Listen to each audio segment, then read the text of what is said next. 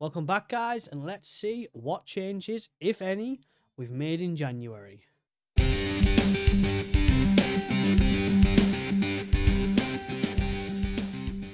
Yes, as you can see, we've come back for the Crystal Palace game, meaning January is well out the way, which probably suggests that nothing too exciting did happen in January.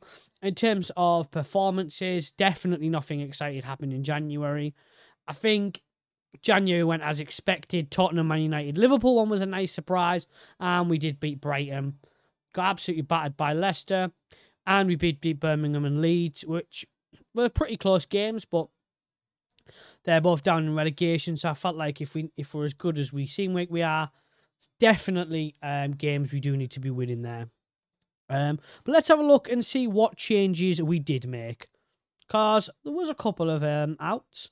And there was a surprising in as well. So taking a look at the first player that was to leave in the January transfer window, which is someone we were looking to sell anyway. We have been since the beginning of the season. And that was Lingard, has left and gone to Bordeaux.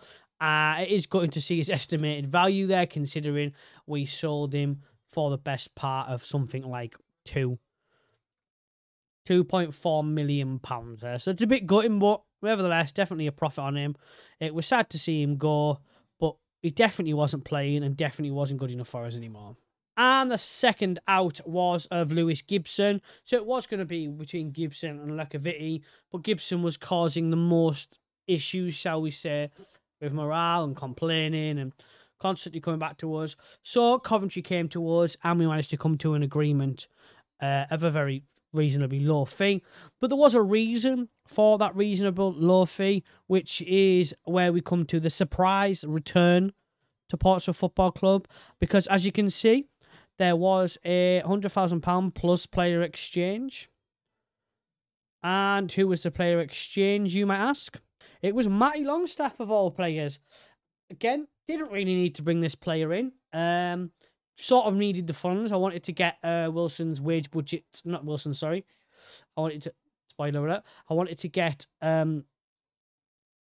Gibson's wage budget off. 100,000 when I wanted 250. Plus Matty Longstaff in.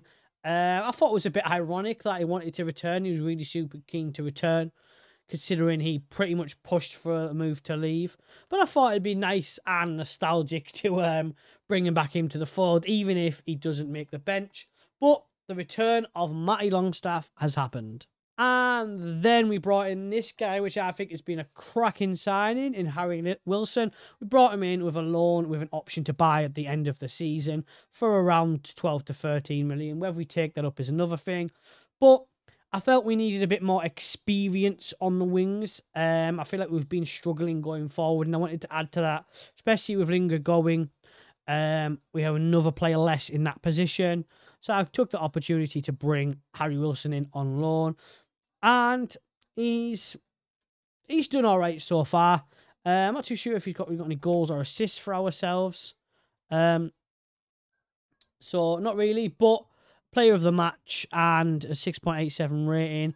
He's actually been really, really good and impressive for ourselves. But before we did any of that, I did say that if there was one position I could improve on, I would have a think about one position that if I could pick a lone player in, and I had to only pick one, where would I bring it in and who would I bring in? Well, I decided that I wanted to change my formation a little bit, and I wanted to bring in a dedicated defensive midfielder to really sit in there in front of the defence and give us that extra protection. And this is the lone guy we went for, Alicia Owusu. There was a couple we'd had looked in, but this is the one we'd agreed to deal with. I think all-round solid player, if you're looking at his marking and his tackling, his anticipation, his positioning as well, and his work rate. You know, he's got good stamina, half decent strength, 6 foot, great to hold sitting there, and he has started every game since he's come in. So it's been a solid loan signing for us, absolutely fantastic. So here's the person we brought in, and just to let everybody know, there was the chart that came out of expenditure of wages, and we are £500,000 less than the next team, which I think was Birmingham, who had 1.2 million weekly wage expenditure. So That's just an example of what, even though it's our second season of Premier League, what little we're working with when we're £500,000 less than the next team, which is Birmingham, who have just come up. And the reason for that change and the reason for bringing in that defensive midfielder in there is because this is our slight formation change. I know I've tweaked it again. I had him like that, ready to push forward, but I wanted to show things up so we could be a bit more keen going forward, but also had that protection in defence. So bringing in that guy, oh, he's gone now, Owusu in defensive midfield has been really, really good. And also, I have discovered one slight change as well, which is another reason why, probably a good reason why we brought in Harry Wilson. So in terms of our strikers, none of our strikers so far have really stood out this season. None of them at all. Archer's just fading away out the squad, unfortunately. Between Maupay and Duran. But it turns out there is a player that just seems to be causing lots of bother for the opposition, who only an episode or two ago, I was suggesting that I would be happy to get rid of. And that is Anthony Elanga. I've been playing Anthony Elanga up front, and he's been causing all sorts of chaos for the defence. Not necessarily putting away his chances, but he's added that extra danger up there, and it does seem to have helped us and made us that little bit better. And going into today's episode, this is where we find ourselves after 27 games. We're on 39 points. And more importantly, we find ourselves 15 points ahead of Southampton. And the best part of 17 points ahead of Brighton. I do think beating Brighton would have helped that situation as well. But that's how we find ourselves after 27 games. I think when I change the expectation to not in a relegation battle, I think it's safe to say that's pretty comfortable now. Especially with our recent run of form. I say recent run of form. We've won 2 of the last 3. We're losing in the cup, so it's been nice. And I think up until we've got favourable games.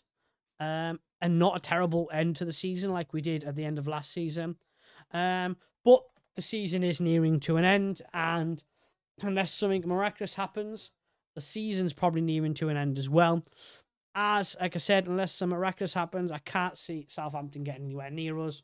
We still just have to keep doing our bit, keep going till the end of the season, and cementing our place as the best team in the South Coast. So let's get into today's game against Crystal Palace away.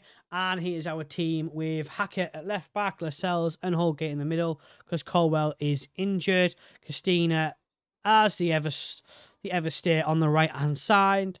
Horvath in goal, who, by the way, at the time of recording, I have seen reports that multiple championship clubs in real life are interested in this guy. To bring in there for a championship as their number 1 goalkeeper. So I'm not saying I'm a visionary or anything, but I found him first. I found him before any of them did, just saying. But then in midfield, we've got Owusu in there, Fujimoto, Gibbs-White, Wilson on the right, Johnson on the left for now, and Elanga up front. Let's not wait any longer and get into the save. And maybe, and hopefully I don't curse this, maybe for the first time in a few episodes, we can see a victory on the episode. Although I definitely won't count my chickens, because now I've said it, it definitely won't happen. Which is just sod's law. So this is the first highlight since the kickoff. Nothing's really happened. Johnson on the left there. Oh, and they've just got... oof. Cracking save by Horvath. I thought that was for sure a goal there. I was holding back on balance, and I don't really know why. Let's be positive about this, and let's go get the result rather than trying to sneak it. Well, here we are with only the second highlight of the game. I have to say, don't do this to me now. I have to say it's been a rather dead-end game. It has said we've had a few shots, but clearly nothing of any threat. Otherwise, it would have came up. But this has been the first couple of highlights we've had. About 3 or 4 highlights in the first half, which probably pretty much sums up the first half. Well, that's half-time for you. A relatively quick first half. Really nothing to go off. I mean, more importantly, I guess you could say, on recent episodes, at least we're not losing. I mean, we have got an injured Brennan Johnson there, but quite frankly, he hasn't really impressed anywhere for a while. In fact, I've even been advised to criticise his form. So I think that pretty much tells you that realistically he hasn't played well for a few weeks. So I guess it'd be no hardship if he's taken off. I just was hoping to show you what Alanga does for us up top, and what presence he creates there. But it doesn't seem like a game of many highlights, it appears. Again, this is only the second highlight of the second half. I wish I had more to bring you, but really, it's really been a shocking game for highlights. Well, if this is not more depressing, I have just took Johnson off because he's injured, brought on Timothy Weah, who is now injured. So that is now the third player in the same position in the same game. But let's make that change now up top as well. Let's bring Neil Maupay in. A proper striker up there. See if that does make any difference. Because in this game, it doesn't seem to be like many players are making a difference. Surprisingly, they still have Zaha here after 4 seasons. Even if in real life he's just signed for, I want to say, Galatasaray. But players like Elise, they've kept hold of them. Eduardo.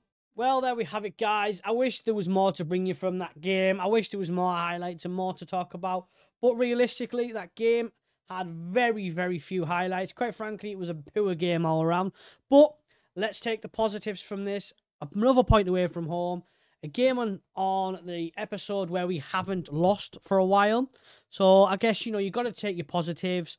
We're 40 points after 28 games. Safe to say any relegation battle is far from done with there. We're absolutely fine.